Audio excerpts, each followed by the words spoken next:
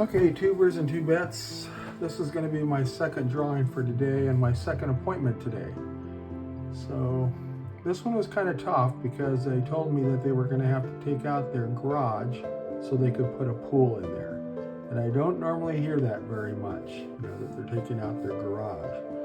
So the house is kind of long, almost like what we call a shotgun house. There's a basement inside of it. I'm going to have to be coming through this direction, which I believe I had a standard access to get there. Let me check that there. Yeah, it's 8 feet right here. That's my pinch point. And then you can see here there's a spotted, a dotted line here that indicates where the existing garage is, and there's really no access from the street. But we have an 8-foot public utility easement across the back of it, and I've got to be 1 foot out of that. Got a set of steps here. It's elevated. Pool equipment could possibly go over here. This is the neighbor's garage, so it's very tight there. And then this is the pool that I came up with. The length and the width of it came out to 15 foot 6 inches long and 12 feet wide. Then we're going to put an elevated planter on the back of it that looks like this right here. And this is a perspective of the side view with some rosettes on it, just shooting water inside there. So it's pretty tough. It's pretty tight inside there, and I'm gonna have to figure all this demo out and all the replacement of concrete back in there. They're gonna demo out the garage, and maybe they'll demo out some of the concrete, but initially I'm gonna have to figure as if I'm gonna have to demo it out. They're talking about putting a kind of a cabana or something over here.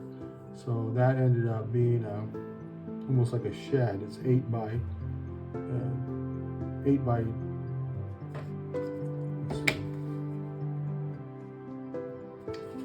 12 at the longest, I guess.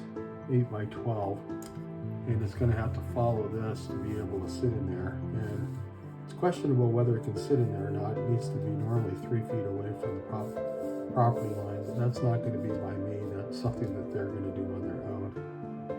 So I even turned the diagonal on the pool here so that the deep end could be over here. It's really not realistic that you can have a 6-foot deep end, but initially I don't argue with people. I just try to do what they want, and then sometimes the building department will figure it out for us. So that's what ends up happening sometimes. So on this one here, I'm going to have to figure out a step system as to how to get down there. I have 4 steps right now to get down there, and I have a platform here, right here. So I'm going to try to figure out something here.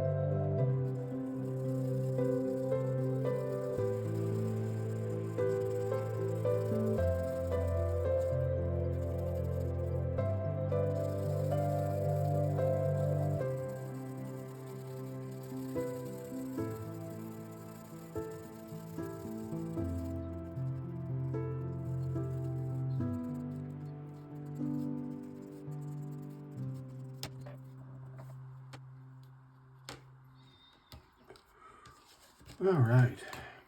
Okay, well that's it. That's what I have right now. It's a tiny, tiny pool. I'm gonna now price it out, and then I'll come back and finish that perspective over there. What a nightmare this one was to measure. It's almost like one of those pools where you're not sure if you really want to even get it. I mean, it can be built. We can build it, but it's very complex and a lot of question marks on it in terms of whether this is allowed, whether that's allowed. So there's a lot of variations on this one, more so than normal ones.